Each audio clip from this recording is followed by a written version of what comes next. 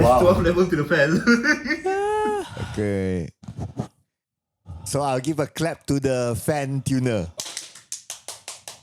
Oh, see? Welcome back to Yeah. Podcast Tak Berlesen, Yeah. people. And this is part 2. Yeah, we can be more pandai because we are talking about the new education policies. Yes, we continue on because we have 6 more points to discuss on. Yes, and my name is Sir Cloud. My name is Roti. This is for the people who purely listen to the audio version of it. Yeah. Yep. Maybe this is where maybe there should be a difference between how our audio is tuned. Make you more Mickey Mouse, make me less more mumble rap a bit. Then. Oh. Right. Anyways. I don't think we sound the same, even if it's post-production. It's just a matter of if, let's say, I'm tuning in for the first time. Like, I don't know you, right? Yeah. And it's like, oh, this is to identify who's who. Yeah. Well, I guess we sound a bit different in person compared to I think online. very different. Very different. Have you heard yourself online? All the time. I mean, of course. Do you think you sound very different? I think, okay, because like when I do casting, right? Yeah. It's performative. Right. So naturally, I will play with my range a bit more. But in a normal conversation, I don't do those things. Okay. Yeah. Okay. Maybe I okay. do it like there would still be like how I would use my voice, but I don't use it to like the casting extent.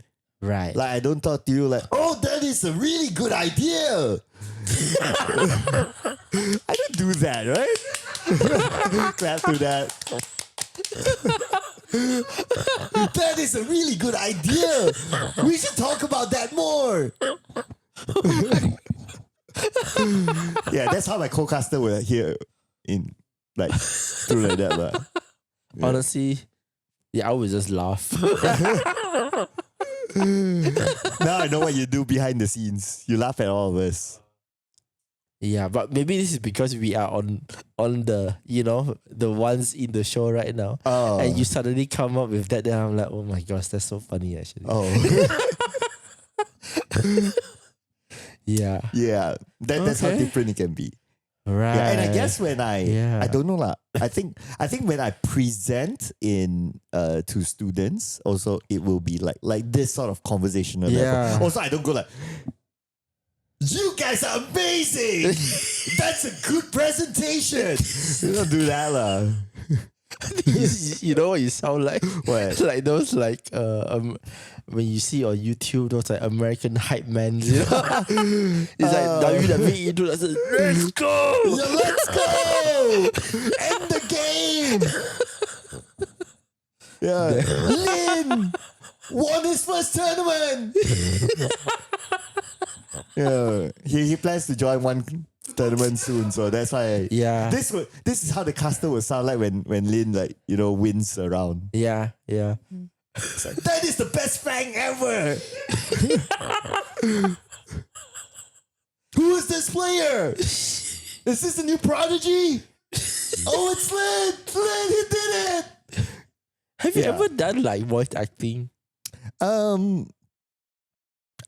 I guess not like voice acting per se, but voiceovers do count. Yeah, maybe. Like official voiceovers, like Punch Mobile documentaries. Right. Yeah, normally it's those lah. Right. Maybe a you couple of want to try, those who do voiceovers Yeah, wouldn't for just mind. commercials, You go in, sit there 1 hour just doing the lines non-stop, Yeah, I wouldn't mind because that. because you can your range, you can like you're talking now, then you can when we're talking more casually, that I don't like that lah. Yeah, I know that lah. You know, and then you have your like, let's go. Let's go. But we have had an episode before, like this was like a couple of years ago with a professional voice actor. And he was the voice actor for what's the number cartoon to Lin?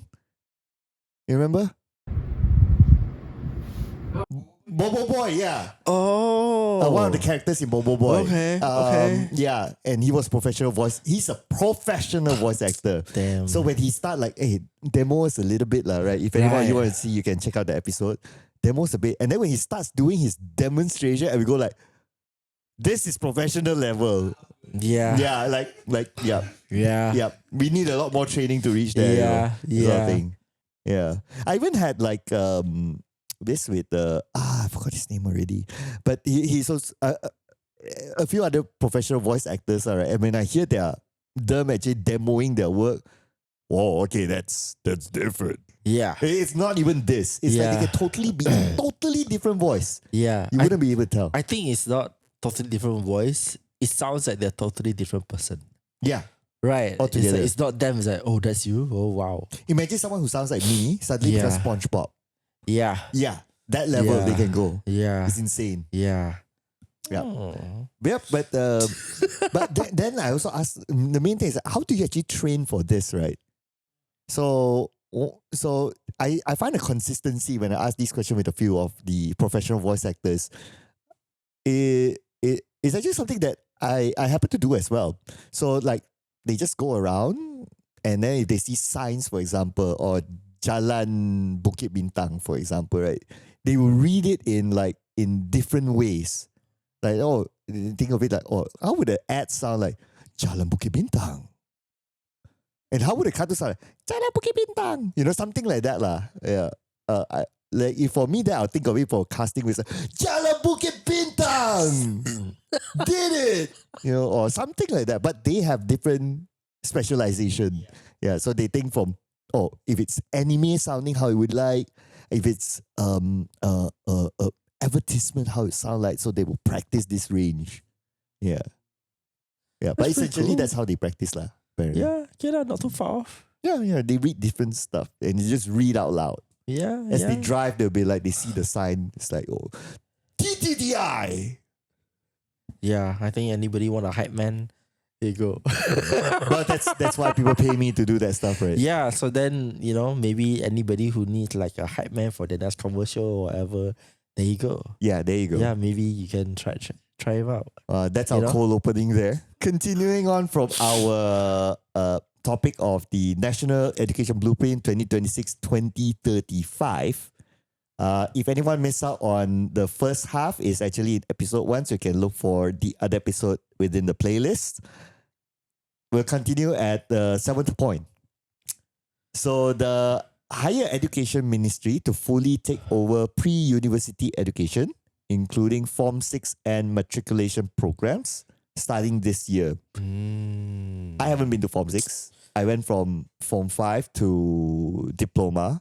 Yeah, and you have experienced Form 6. Yeah. So maybe you can share your take on this. When I did Form 6 was considered a similar level as A levels. It still is now, right? I believe so. In my perspective also, I always see A levels and Form 6 is the same. When looking at this point, right, further context, my mom also is a secondary school teacher. Listening to her talk about how teachers were even selected to teach Form 6.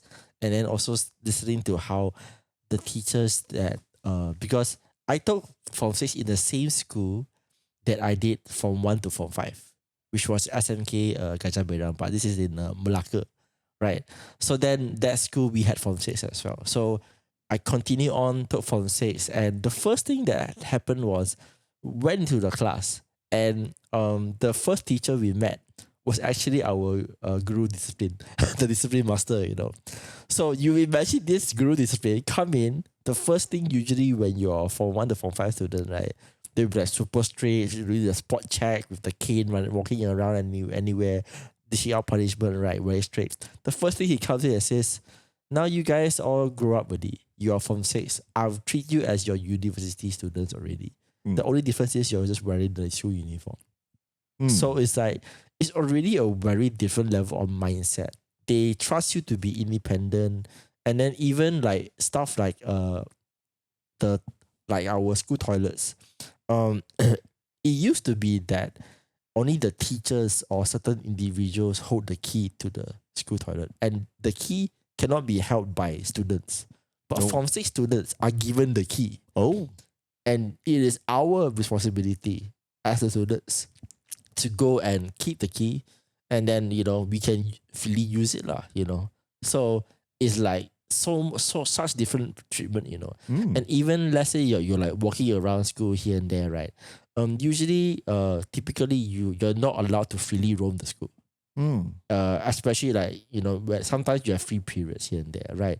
Then what do, right? The Form 6 students, you can freely walk around. They don't really govern you. You know, you just tell them that because you dress differently as well as a Form 6 student. How different is your Form 6 I think dressing? it's just slightly different only. So let's say I think Form 6, we need to wear the tie everywhere. That's about it. So then they will recognize if we are the pengawas. Pengawas has a special blazer and then there's a assignment badge that they wear. But Form 6 students, we just wear the tie everywhere. So they would know, the pengawas, whoever, they will know that we are Form 6 students from the attire that we wear. Right. Yeah. So from that uniform, right, then like they don't really govern us really well. You know? So of course we still go for the normal morning perhimpunan and stuff like that. But besides that, right, it's just when we have classes, we just go. Then when there's free period, we are just allowed to roam around. Of course, don't like take advantage of that lah. Like go loitering. Yeah, do funny stuff, you know. But yeah, we are kind of like left to govern ourselves already, more or less. And then even the way that the teachers talk to us, right, it's like they're talking to like adults already. You take care of yourself, that kind of thing. You know, it's like they won't start to like lecture you over, you come here, you must study, no, none of that already. They literally like, you come here, it's your responsibility to study. If you don't want to, you go ahead. I won't govern you anymore because you are Form 6, we treat you as adult. You think for yourself. You know? Because we had to make the choice between technically STPM Form 6 or go to A levels. Or either it would be go diploma or which degree, because some people go straight away to degree already at that time. So yeah. So they treat us differently as well. And also from I heard from my mom, who was actually talking about how teachers will be selected to teach like different grades, you know. So then within the teaching, they always differentiate between like Form 1 to Form 3 is one level. And also different kind of people that mindset that students they have. Then but those are considered the more easier to teach subjects. Then Form 4 and Form 5 are the next secondary level. Usually the more senior ones we do. Then Form 6, there are apparently some teachers who say even though the guru besar, we choose. And those who teach Form 6, let's say they're chosen, teachers, some of them might just reject. They say, I don't want, because I'm not comfortable to teach that level. And usually when you see those people the teachers that actually teach Form 6, right, they because all the teachers, they have different levels of like I think every teacher has like grade according to government system, and then usually they are the more advanced ones over there, and they have extra like certifications or so called already one. So usually the ones that teach Form 6, they have extra qualifications compared to just the normal teaching ones already one. Then because of that, they also feel a lot more comfortable to teach there. And so it just brings to mind where it's like, actually Form 6 is already like another class by itself. It's already treated by the school system as a higher like level compared to the typical schooling. You know? So now when I see that, you know, hey, the higher education ministry is going to take over, I think this is like it's quite a good change. But so I'm curious to see, like, you know, how higher education ministry could actually like, you know, improve or enhance on this experience. You know, maybe you have some insight on that. Well, because I mean, there are not many details outlined here also, right? But I think that if we how it is practiced in higher learning of how A-level students are treated or pre-U students are treated, it is exactly like what you say, right? Like, okay, the classes are here. It's your responsibility to join the class and your responsibility to learn. And basically, you're treated like an adult. Like, you know your own responsibilities and all that. There's not much different, at least in uni, there's not much difference of how A-level students are being treated as compared to like diploma or even degree students, because everybody is treated as an adult learner by that time lah. So so for hearing from you, it feels like there is already a realization at school level, even at your time, that they're treated that way, which I think is okay, because you also need to progress the students. If there's a differentiator like how it's treated, then imagine like maybe those taking A levels or pre-U would have been more assimilated with how actual higher learning is as compared to like STPM students. Then it will be a problem for STPM students when they go directly to degree level, for example. So I think that's cool lah. So I guess if the Ministry of Higher Education fully takes over that level, it's just to assimilate the learning. I think that's okay. Yeah. Of course, it has been many, many years since you left Form 6, right? So I'm also, I don't have much visibility on how Form 6 actually functions nowadays. Maybe from their blueprint, they have did their study and said that, oh, there's starting to be a gap. Maybe the modern Form 6 is starting to feel more like a SPM student. Then they said that, okay, rather than it becomes a topic in the future, let's preemptively manage this by Ministry of Higher Education, you settle Form 6 also. So it's cool. Yeah, so to me, that's fine. I guess the only differentiator is that, well, we use Form 6 still wear school uniform lah. And pre-U, they already wear whatever they want to wear lah. Yeah. Oh, fun fact, I also remember like, you know, Form 6 students, like in school, at least back in the day, by my day, we weren't allowed to bring cell phones. Okay. So then Form 6 students, we could bring cell phones. We just not allowed to use them during class. When the teacher's teaching, that's it. Yeah, but that's huge, you know, like you say, it's like it's huge. It's treating like you're no longer just the typical student anymore. Yeah. I don't remember my time how it was for Form 6. I have Form 6 syllabus in my school. It's just that I didn't go to Form 6. So I don't really remember, but I do remember just that, okay, they dress slightly different because my school, how we identify our forms is through our name tag colors. I don't know you had that or not. So our name tag color is still the same. Okay, across lah, right? Yeah. So our name tag colors are different according to what form you are. Oh. Yeah. So immediately I see that my form is like, let's say I'm purple color. Immediately I'll know that, oh, this is what form. So Form 6, they will have their dedicated color, which is blue color. So immediately see blue color. Oh, okay, Form 6 students. Right. Yeah. But for me, of course, being a student there, I won't see any difference. We're all part of the school system only, lah, right? Yeah. So I guess that's my only take on that, lor. Okay. Right. So I guess we can move on to number 8. Yeah. Okay. General studies covering the Federal Constitution and Malaysian history are to be included in public and private universities, university curricula. I think previously it was more of like private had their own version of this. Right. So I know that public uni still, and when I was in Form 6, we had this subject, it's called Pengajian which I believe this is what general studies is. What do you learn in Pengajian Literally this, like the Federal Constitution and Malaysian history. Right. Yeah, it's an extension of his like sejarah, but it's more towards the constitution and how it was formed and the perlembagaan and so on. You know, like the different ministerial government structures that are in place. So we learned about that, and then like more towards how the history of how it was formed.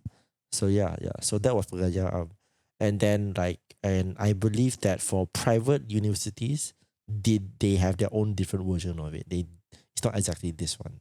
So yeah. So I guess they're like standardizing it, I guess. Right. So, in my take is that, so for at least when I was a student in TAR College that time, we call it back then, we didn't have Federal Constitution or Pengajian as part of syllabus, but we had history there.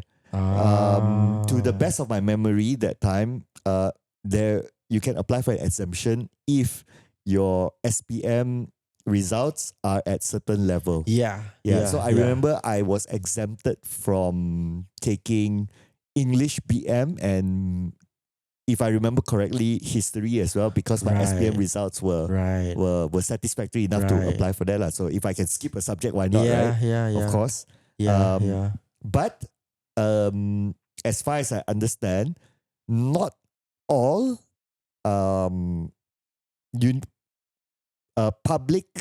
not all private universities have history embedded in their curriculum. Yeah, neither a pengajian lah or a federal constitution inside it. There are some that I have seen that they don't have these at all in their curricula. So I guess the move is like what you said, is to standardize, to have this being a important point to have in lah. Yeah. I think it's because there are so many different kind of courses as well.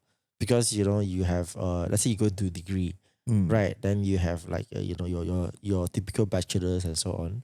But then you also have like American degree program. You got transfer programs to other kind of overseas. So those might not include these subjects.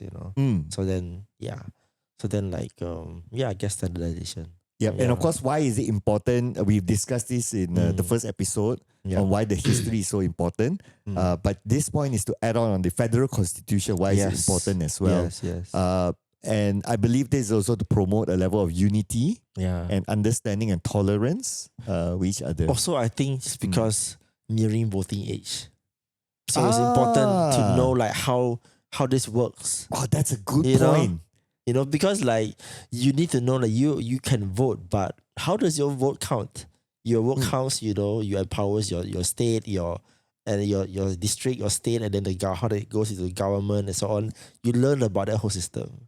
Right. Yeah. I think that is a super point because now we're talking Undi 18 is already in effect, right? So 18 years old can vote. So that means by 18 years old, the students will already be in this level of education. They should know how the system works so that they vote in the right way lah. Also, they are motivated to vote because they know that the action has impact already. Because I think a lot of reason why people don't vote is because they feel that no point, right?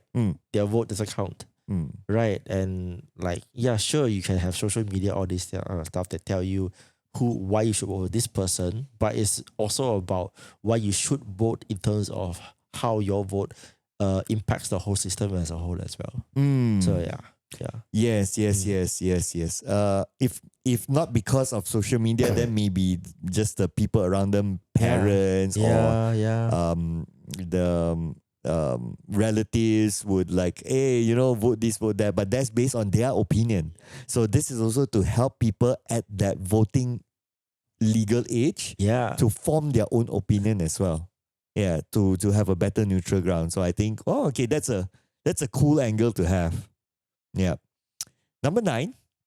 So students achieving a CGPA of 4.0 in STPM, matriculation and foundation programs, guaranteed places in public university. I think this is what I need to ask you because this STPM matriculation foundation mainly covers university programs already, right? Yeah.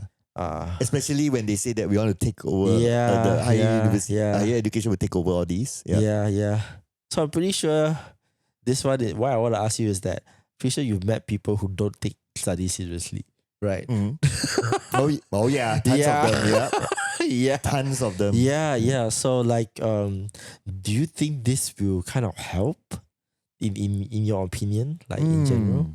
Okay, help in the angle of motivating students to study, is it? Yeah, so in my mind, right, 4.0 it is it's godlike. Yeah, of course it's godlike, Yeah. But when you talk to a student that has 4.0, right, usually the qualities are like, one, of course, they're really book smart, right? They know their concept and theories in and out. And then also, if you talk to them, they usually have also formed a very strong opinions or thought process as well. Because when you're studying in university level, you're also taught critical thinking, you're taught like different approaches towards doing certain like skill sets already. Right? So people who have 4.0 usually have quite strong in all those categories.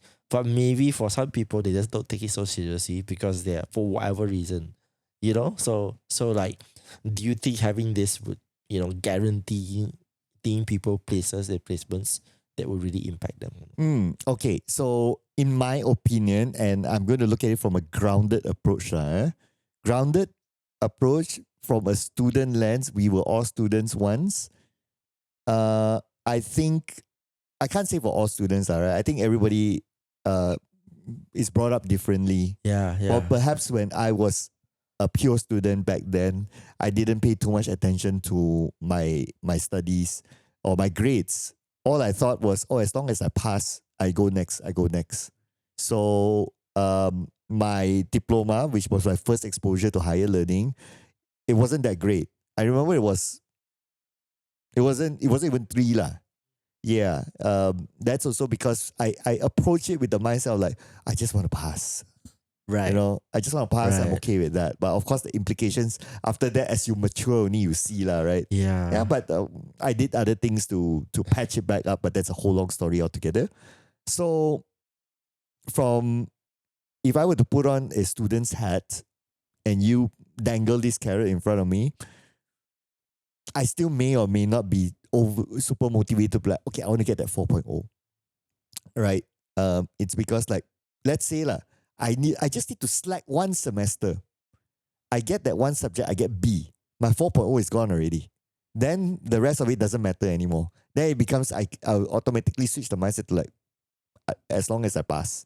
Right. If the goal was this in the first place lah. But if I have Yeah. other goals like, okay, I still want to achieve like a 3.6, it's still salvageable and all that. Yeah, but to reverse that B subject, I'll probably need to retake the subject again, in which whether the student is willing to do or not, I don't know, up to the person. But yeah, would it be a pure motivator to study harder to get that 4.0? Yeah, that one's quite hard.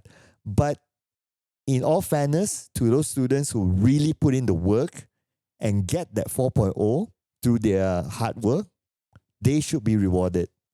Yeah, and I think this is quite a clear good move lah. Yeah. That you're guaranteed. Yeah. Just that I guess because here is public universities, right? Because maybe for both of us, we probably are more fortunate in a way where we could choose private unis as well, right? So it wasn't so much of an issue. But public uni, because it is the slots are limited. Yeah. Right, are really limited. So you're guaranteed a spot there. And especially for those families who are like not so privileged like financially, they really need it, to be honest. And some of these students, like you said, they really work really hard and they deserve it, And if they miss out on that spot, then yeah, that's a shame. Right. Yeah, I think also now that you put out this point, right, like putting on the lens of a student who managed to make it into matriculation or STPM, and they know that their family is not well to do. Yeah. So their key driver having this announcement is like, I die have to get that 4.0 and I work super hard for it. Yeah. Yeah. Then I think yes, it will be a good motivator for them lah. Yeah. Yeah. Also, I think like for public unis versus private unis, the cost is like let's say you public uni versus to go to any private uni is at least 2 or 3 times the cost, right? For per year. So then like that's a huge amount of like I guess like a commitment that they can save up. So yeah. Oh yeah, definitely. I think it's no rocket science to just open up a few websites and now you have ChatGPT to help you to just compile all the data together. You just look at the cost across. Yeah. Because at some point when I want to do my my masters, right, I looked at a few options, right, and I could immediately see that wow, if I want to go to this private uni that is well known in KL Selangor area, it's like wow, the cost versus the others, like, wow, the gap is like insane. Yeah. Like you're now like you're doing your PhD. I'm pretty sure it's the same thing, right? You comparing all the different. Oh yeah, same. I would have compared as well the cost and all that. Cost, and then of course there are other things that I compare also, right? But one of the key drivers is the cost. Because I started funding my own education degree onwards. So diploma, I still had help from mom and dad. Right. Yep. And that was that. And then Right. after that, I started working. Long story short, I had the realization of how important having a degree it is for myself. And then I funded my own degree. Yeah, I funded my own degree. Then I just went through the whole process. Then So imagine if this was in place. I'm pretty sure you would have like went hardcore for it, right? Okay, that is a good question though. Yeah. Maybe I know that I'm not that 4.0 scorer Okay. sort of student. Okay. So I don't know where I go. But again, this is a very individual answer, right? Right. If I come from a very different background, that if I don't make the public uni, I would have nothing. Maybe my lens would be different. Right. Yeah. Right. But because I know that even if my parents cannot pay for me, I know that I can generate enough income to fund my own education. I'm still okay. But here's the plot twist, right? Here's the plot twist. The plot twist is because my degree, I started funding my own education, it became more serious. So the motivation changed. Diploma, somebody pays for me. Right. I be like, janji pass lah. Right. Degree, I pay for my own. It's like, okay, I really put in, I know I put in more than my diploma days. Right. I didn't want to fail any papers and pay a fee to reseat. I don't want that because I'm paying it for myself. So I feel the pain. Yeah, so that's why I ham it. Yeah. Okay. Same goes for masters as well and all that. So my CGPA was very significantly different as compared to my diploma days. Diploma, I couldn't even make 3.0. But glad to say that my masters, I think I ended up 3.4. Wow. 3.4, 3.6 lah. Okay. Yeah. Okay. For masters.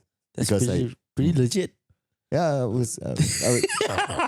I wasn't dean's list, but I think that considering that you balance work and then you have to study at the same time, I think it's okay for me lah. It's okay lah. You passed, then you're account list enough already. Yeah, and now it's PhD time, so I'll update the podcast in years to come once I then maybe it. you become not podcast start Malaysian and become a permanent head that we start Malaysian. Oh yeah. PhD is a whole different level, but that's a totally different story. Yeah, okay, but maybe move on to that point. No, but I have to, before I move on, I have to say that if any students actually achieve a 4.0, big up to you. Clap. Yeah. Yeah. So I used to be one of those that I don't really believe in 4.0 students until I started talking to some of them who are 4.0 versus those who are around 2.0. Not to tarnish what GPA people have, but it's just the level. But it's very, I think everybody has different strengths, but the level of thinking that 4.0 students display versus those who are 2.0, even 3.0 are actually very, very different. And it's also the level of seriousness, I feel. But 4.0 students, you really need to be really serious and committed to be able to achieve that. It's because like you said, you never drop the ball. Yeah. Right, you're not allowed. And it's, degree courses are 3 years at least. So yeah, imagine 3 whole years never dropping the ball. You have to be A every subject. Subject. Yeah, and not like A, because sometimes A is 3.75 or something like that, right? Yeah, this is A plus, this is every subject. 4.0, never dropping the ball. It's actually, it's not just commitment, it's a lot of discipline as well, right? To make sure you're always there. And I think based on, because you experience interacting with them, right? So I think we have to give it to the system as well, that how they grade the 4.0s. Correct. So these are legit that can critical thinking, can interact well with you. That means the system has evaluated and trained them well to say, this is your legit 4.0. Yeah. It's not the 4.0 of maybe whatever perception that you had before this. So I have to give it to the system as well. Yeah. Cool. All right. Number 10. Quota for fully funded or scholarship recipients under PTPTN to be raised from 5,800 to 10,000 students from hardcore poor households. Okay. Before we even begin talking about this, I see a reaction from Lynn the moment we mentioned PTPTN. Okay, you come here. Tell us what's on your mind. PTPTN haven't finished paying yet. Oh. So this is the people who hutang PTPTN lah. You know, I heard Okay. PTPTN, right? In cumulative up to the day, the hutang is billions, you know. It's insane. Yeah, billions. It's like, wow. But you know that because of that, right? That shows how lenient PTPTN is. Yeah. Yeah, like Yeah. we still owe you guys still owe us billions, sure. Yeah. And imagine how many people benefited from it. Yeah. Yeah, so I just did this very quick stat search. As right now there's about 1 million people studying in whole Malaysia. So maybe like maybe 100,000 of those are like university, right? So like imagine how many years it has been running.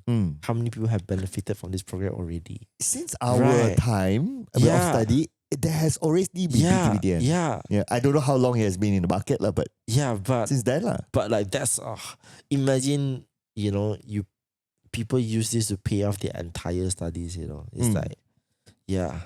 So I think now that they are standing it right now, yeah, it's definitely something that is, especially to those who really need it. Right? Like for example, you mentioned the example which is like, to those people who get 4.0 and then sometimes like they go to a university like public uni. Let's say for someone in East Coast Malaysia gets into University Malaysia, right? They get a conference slot, but their family cannot afford it. Usually what happens is they need to take a loan. But usually those households, if they cannot afford to send, right, it's really hard to get a loan. It's not easy. Right? Because the whole process there. So PTPTN is like almost 100% you will get it. Yeah. Right. You apply, like a lifesaver. you apply, you say you got the offer letter ready to go uni, more or less you get it ready. More or less. Right. Yeah. Right. So I took PTPTN also for my degree. Okay. At first I kind of paid for myself. But then at some point I had the option of like, hey, do you want to apply for PTPTN? And I was like, okay, let's see how it goes, because I never applied for PTPTN. Diploma was my parents had saved up enough money to help me out lah. So I applied, and like what you said, the process was very easy. Yeah, so I got the PTPTN money, but in my personal experience, actually I never used the PTPTN money. So it's sat in my bank account just that and I know it entered there. It's just there because I was working. So I had my own salaries that I could pay for my own education. Yeah. And generally, I'm not a big spender guy for my own luxury, whatever lah, right? So that my income was okay that time. That time was considerably early in my careers. Okay. So my income was at I would not fresh grad level, but maybe exact level. Right. Income, which is just you okay lor. Right. Yeah. As long as you don't buy a Ferrari, you're good, that sort of thing. Or I don't buy an iPhone every year, I'm good. Right, if you know he's a Cloud, then you see his car lah. You understand lah. Same car for the longest time. Yeah. So actually maybe he got a lot of money in the bank one, Let's make that a different episode of financial management. So this is the best part, right? So the PTPTN has been sitting there, that money. So I never really bothered. It's just there. Yeah. Until, okay. But so I finished my study and obviously I had to pay the PTPTN lah, right? Yeah. But when I finished my study, there was an announcement that says that so PTPTN's interest rate is 1%, I believe. 1% or 3%. I forgot. I think it's 1%. Okay, 1%. Okay, basically it's very, very low, right? So we take maybe that time is different and now it's different. But okay, we just take for example, right? Is 1% interest rate, for example, or 3%. Okay, I think more realistic. We take 3%, right? And then there was an announcement that time I remember. They say that, okay, if you one shot pay everything, we give you a discount of 5%. Yeah. being the Chinese guy, what do you think I did? You paid one shot. Exactly. Because you earn money instead, right? Yeah, because I had my and first in the first place the amount was sitting in the bank, Yeah. so it didn't move. Yeah. So it's not like I take out my own salary. Basically, I take that out. Maybe I top up a little bit more from maybe I did use some of the money for whatever, Yeah. and then I just one shot it back. So you do the math. Actually, I earn from PTPTN. Yes. That's like, whoa, okay. Yeah. All right, why not? Maybe I earn the 2%, 3% that I cannot see where it is, Yeah. but it's earned somewhere mathematically. Correct.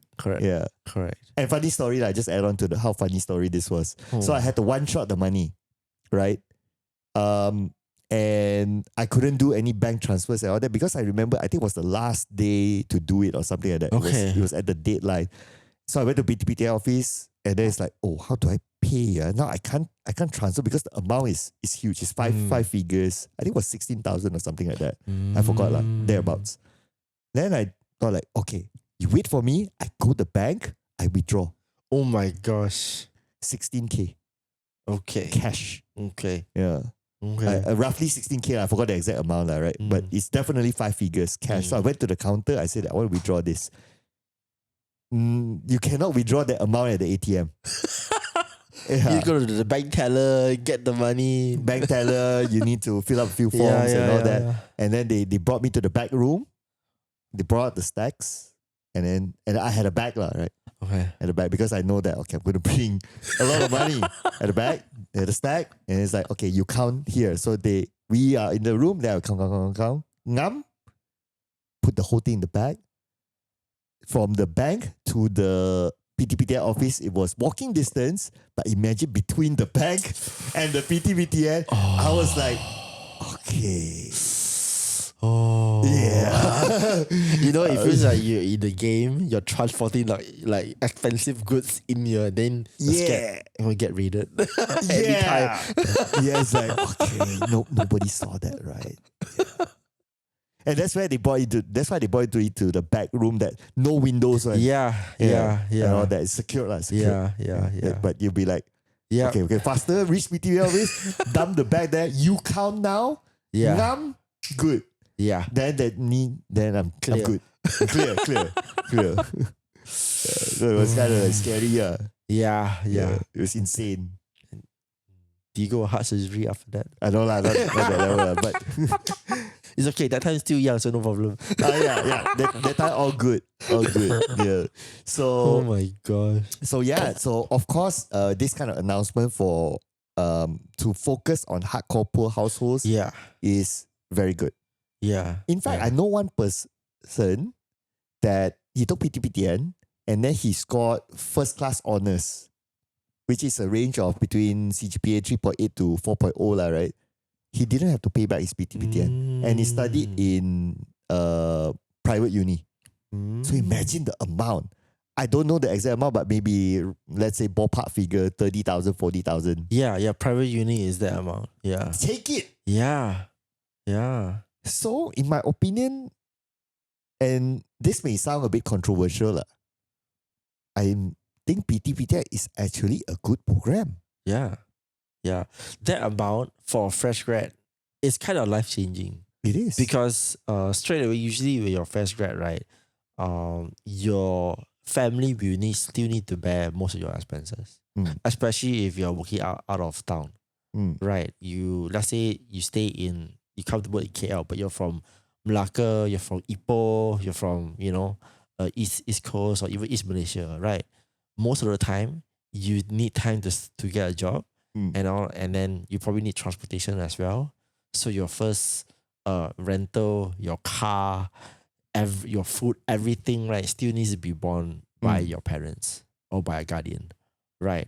So that amount, right, more or less secures you for maybe a good 6 months. Yeah. To be very honest, right? Because paying off your car loan, all that, like, you probably like anywhere between 2 to 3K. You can cover everything already, and it's a life changing amount for like somebody, who you can achieve independence really. Correct. Straight up. And with the add-on programs like the one that I that I got, like, they give me a 5% discount, which is higher than the interest rate. Yeah. Like this person that I know of who didn't need to pay his PTPTN, he probably scored a 30,000, 40,000, no need to pay back sort of scheme. I think it's actually a really good scheme.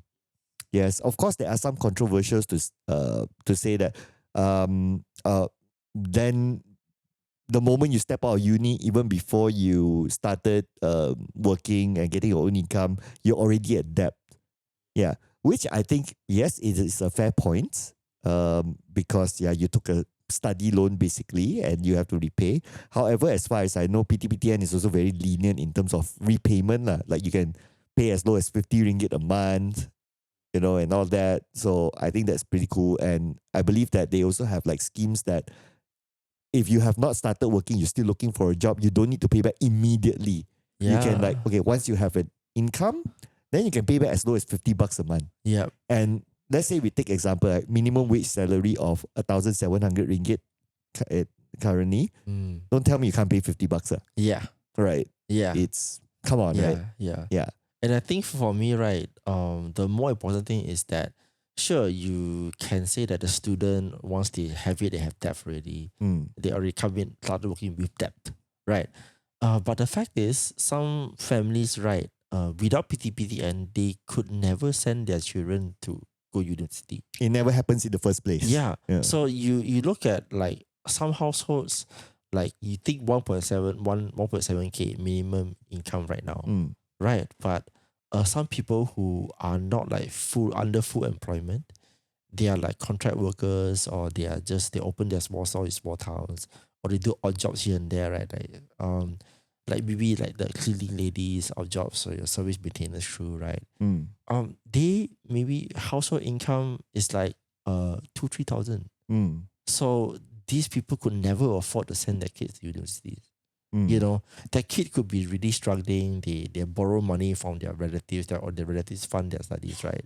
And like to travel out of state and so on, your study fees is already like maybe like 10,000-15,000, right? Not including your accommodation and so on, right? That's a huge chunk of money that they need to bear already. And maybe these families without PTPTN, they could never afford to.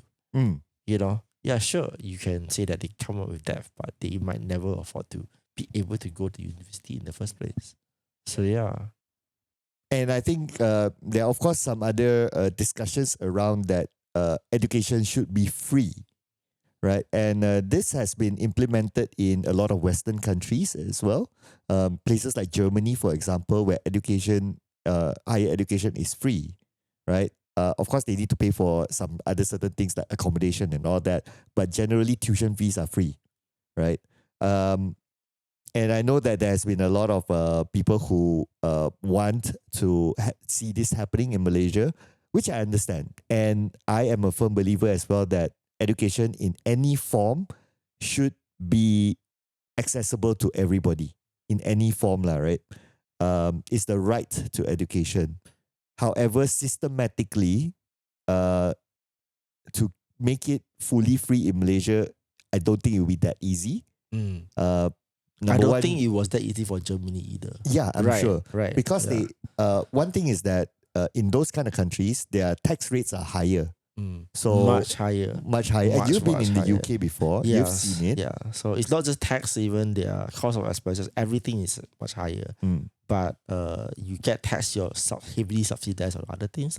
Like for example, Germany education. So, correct.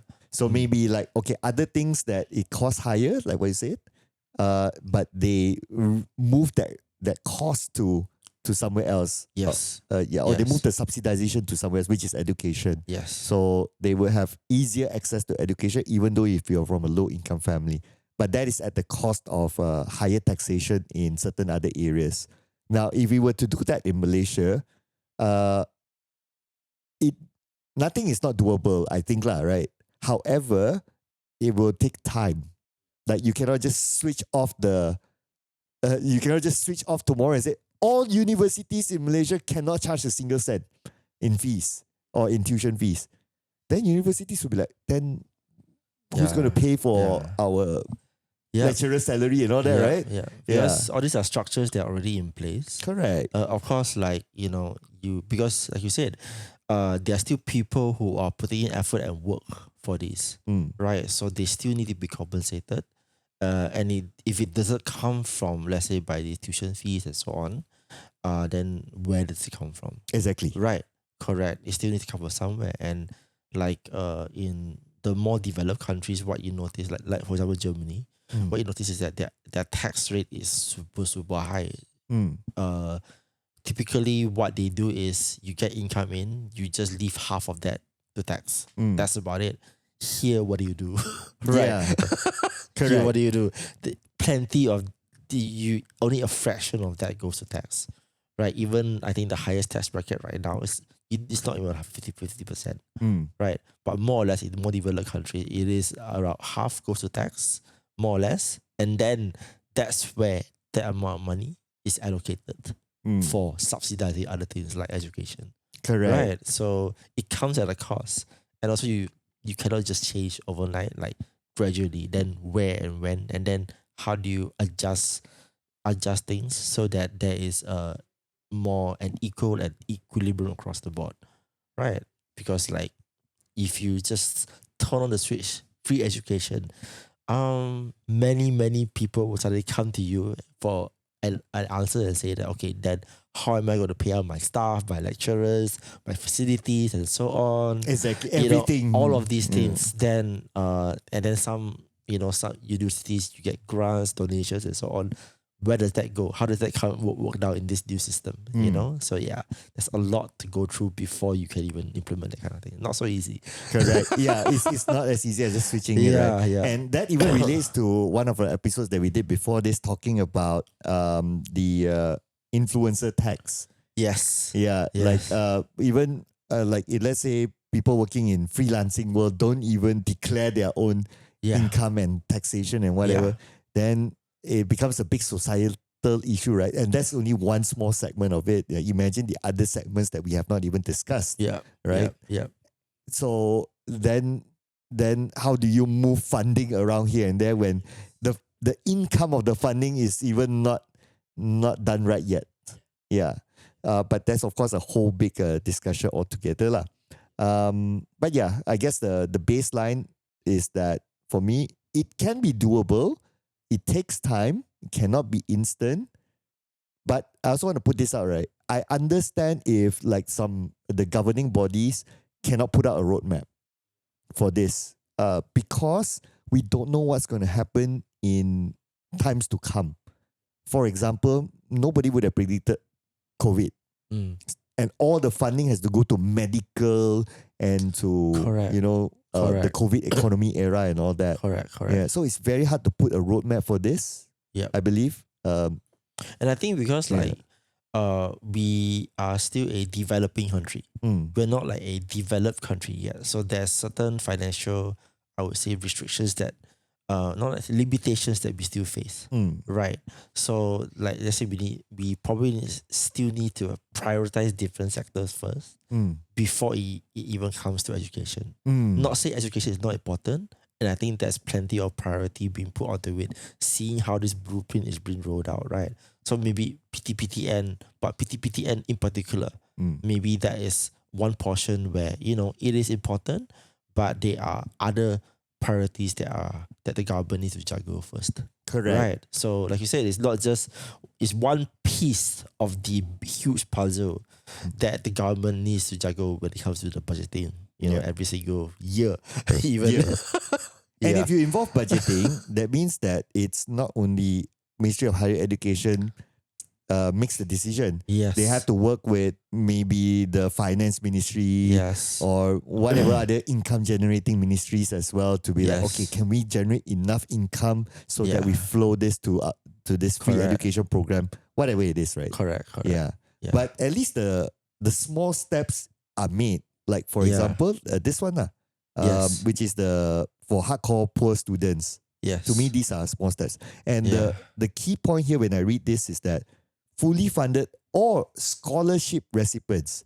If you are a scholarship recipient, basically the funding is given to you and you don't need to return it back. Yeah.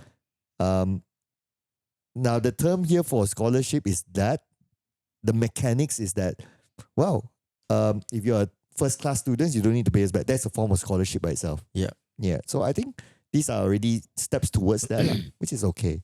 Yeah. And that leads to our next point, which is point number 11. Free education for 3,000 students with disabilities at public universities, polytechnics, and community college. Yep. Yep, clap. Yep. Yep. Yep. Yeah. I don't know why this episode we had so many claps. Yeah. Maybe become a inside joke PTP. Yeah, PTP. Yeah. Yeah. But yeah, I think like you know, in the end, actually even the coming point later on, it really seems like there's a lot more emphasis being given towards like the underprivileged people, those who really need this. Because like I mentioned just now, without PTPTN, some families cannot even afford to send their students to their kids to uni. Right? It's like it would never happen. You know.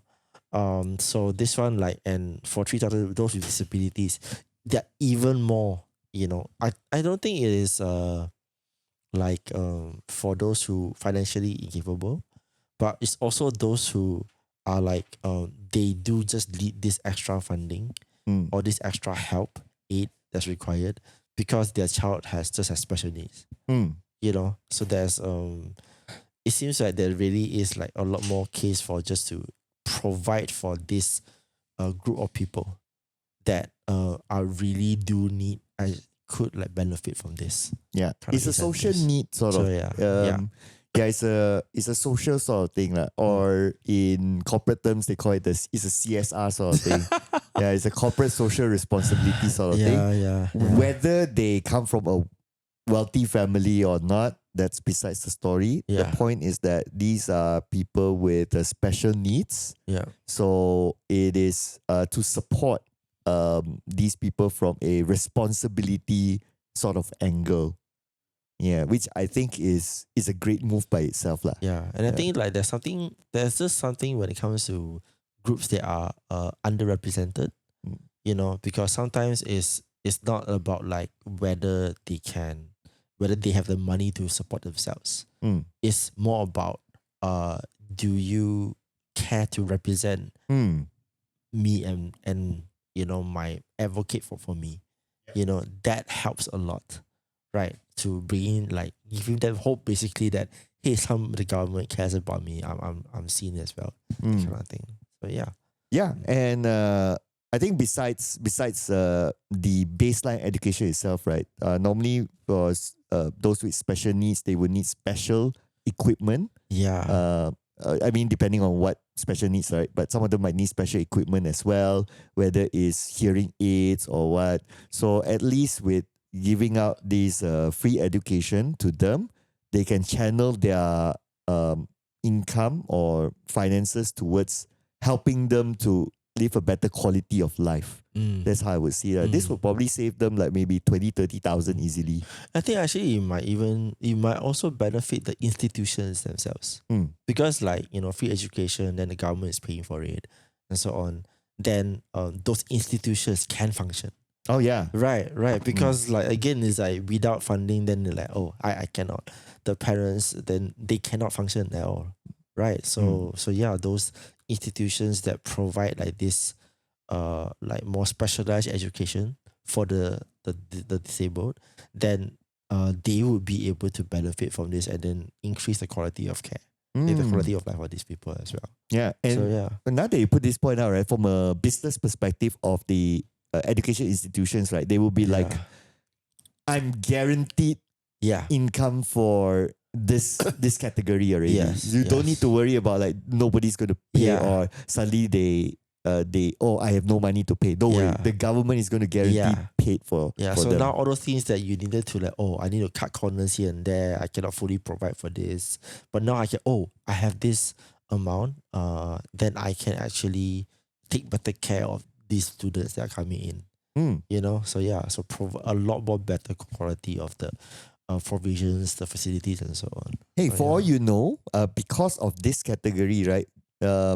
When the government releases the funds to these institutions, they say, okay, it takes extra because maybe you need to provide different set of facilities for these Yep.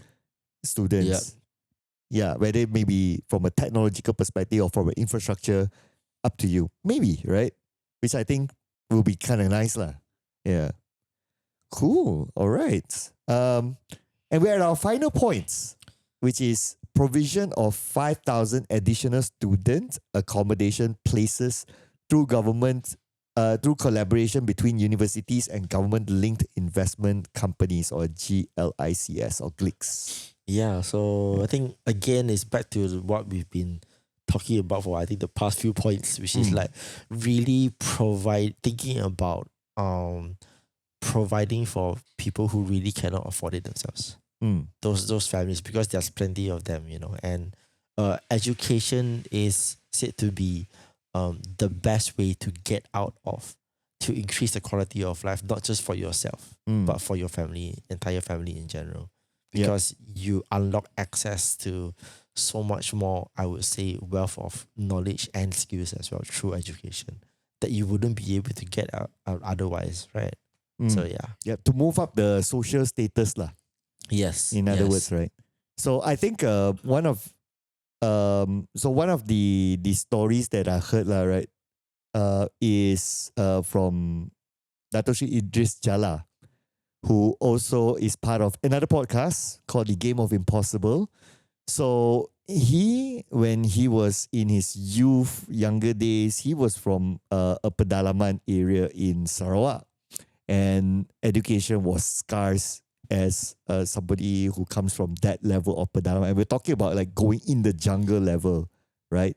But somehow his family believes in education to uplift their family and the society. So I don't know the full details, but as much as he has storied in his podcast, and I've listened to pretty much all the episodes, patching together, he is given the opportunity to seek education. And of course, he himself have the drive and curiosity, also knowing that he is from that background and he has to lead the uplift of the family. That brought himself and now his own built family to live a way better life in a different social status also. Yeah, having to be the CEO of Pemandu, having to work with companies like Shell and all these, having to work in overseas and all that. So all this cannot be achieved without education. Yeah. So to me, that is actually a key inspirational story lah. Yeah. Say, going along those lines of that podcast, I also they also had one special episode that talked about this particular topic, and I think it is that the blueprint right now, as it is, of their opinion, is that it is as good as it can be. But what's also equally important, that this framework moving forward, it is the execution of it. And there's so many different parties that are involved here, right? Which is, of course, the first is the Prime Minister himself. I think Dato' Idris Jalan mentioned that the Prime Minister has been going around to actively speaking to many different stakeholders to make sure that they are really fully bought into the vision and to make sure they execute it well. And then I feel like it is really important that he's doing these steps, and it's a good sign, because he could have easily just let's table this, go apartment and so on, and just spread it out. You guys figure it out. But he's really taking active to really go down on the ground to kind of impart this vision to everybody. And then next, which is the educators, and then I think equally impart the parents themselves also. Yeah. So I think it's really important to get as this blueprint is being rolled out, changes here and there, and the struggles here, we need this active feedback and active, I would say, involvement from all the different parties, right? Because where do children or just people in general learn, right? Like I'm pretty sure, like even now, I think I'm not studying any particular institution anymore, but I still learn every single day. You know, from working with people, talking to people, listening to podcasts, reading out on reading material and so on. You know, so so it's not just if I were to attend class, it's not just I'm learning from that class. I'm learning from people like when I speak to yourself, to friends and work colleagues. So it's everywhere. So I think it's really important that, you know, this blueprint is here, but we also really need parents, educators to also be very engaged and involved in this whole process. That's why they say to raise a child, it takes a whole village. Yeah. Yeah. And this is the village that we're talking about. And nowadays the village is the whole world, right? Oh yeah, yeah. With internet access and all that, it becomes the whole world. Yes, yeah. Yes. Yeah, people who put out like education content in whatever form or whatever topic, these are also this is part of the whole world. Yes. Yeah. Yes. Yeah. Whether you learn about American history or European or whatever, right? It is part of education as well. Yeah. Yeah. So yeah, I mean, of course, this is no doubt a very good move, and like what you said, providing accommodation is also very, very important. Yeah. Especially, I'll just add on also, you mentioned about like East Coast people or maybe people who cannot afford it. This is also for like, especially in Sabah, Sarawak, where you have the Orang Aslis, who maybe they want to go to school, they have to take a 1 hour boat ride, those sort of people. Yeah. This is going to be very, very important. Yeah. But I also like the fact that that government also works with like government linked investment companies, because so that they don't put all the financial burden on the government itself, and also needing to always come up with the tax money. But if there are also these kind of companies who can champion social causes that can work with the government, I think it's great. At the end of the day, if they want to put out like, oh, this hostel is brought to you by Tenaga Nasional Berhad, sure. Yeah. I'm sure people don't mind that. Yeah. And in fact, it's a good PR statement to companies like that as well. Yeah. And actually, there's a lot of ways especially when it comes to investing, you can create financial instruments. A few people back in to invest into one single unit, let's say like one apartment for student housing, right? They all invest in this, and then in the end it will churn out returns on. You know, so maybe like some partially of it is the ones that are subsidized by government. Then the other part partially is some that they are paid. Actually people who pay money for it, right? Then that itself generates income, and that income can be used for investment to generate even more returns. So in the end of the day, you kind of like have a chance of like actually like making money, but the key is to reduce the financial burden. Yeah. You know, so that it's not a risk or a burden. It is in fact like you don't need to worry. The money has been set aside, and then it will be used for this purpose, and then it will self-sustain. Correct. At the end of the day. Right. So then there won't be any debates or maybe like incidents of like, the administration didn't fix this water pipe or suddenly need to take back this land, need to move house or this kind of stuff, right? Because of administrative things, and usually that happens because like there's not enough finances to keep it running, right? So this literally, if it's government linked and financial instruments in place, can be avoided because it's self-sustaining already. Hey, and if you think about it, right, if it's a government link, how they run their organizations is basically as a business. Yes. Hey, maybe they can put in some business elements to it. So for example, you build this hostel, but at the same time there are certain floors or ground floors or whatever that are for commercial purpose. Yep. Like you have stores there, you have a CC there, right? Example, right? Yeah. And that generates real estate income that helps to sustain, to pay the monthly bills of like maybe water bill, electrical bill or whatever, or security guard, whatever lah. For that. So I think that's pretty nice if they can put in like the business element to it as well. Yeah. Makes it sustainable. Yeah. Because I mean real estate, there are so many different ways you can do it. But the key is like because it's an investment instrument, right? Then it can sustain itself. You know, you don't need to worry, like you said, it becomes a burden. You know, then that would be a waste. So Yeah. So whatever it is, we hope that it is also sustainable in all these programs. But I guess we can wrap it up now. So what's your overall take of the blueprint? I think that it is really cool in a way where what I like is that it the points that we cover, it really helps in terms of, you know, there's things when it comes to TVET, when it comes to thinking about new metrics or how to evaluate as well. And I feel that there's a lot of discussions that are being started. For example, like the the reducing the age to enter schools, right? That might spur on some in that kind of discussions and thoughts of like, hey, how do you better teach students and so on, right? And then like to wrap it up, you also look into providing more opportunities socially as well for those who to in the end increase the overall educational, I would say, more like in the end education increases your talent density of in the country, right? To get rid of all this brain drain that's happening for everyone moving overseas. So yeah, I think overall like it looks like it's a really solid plan.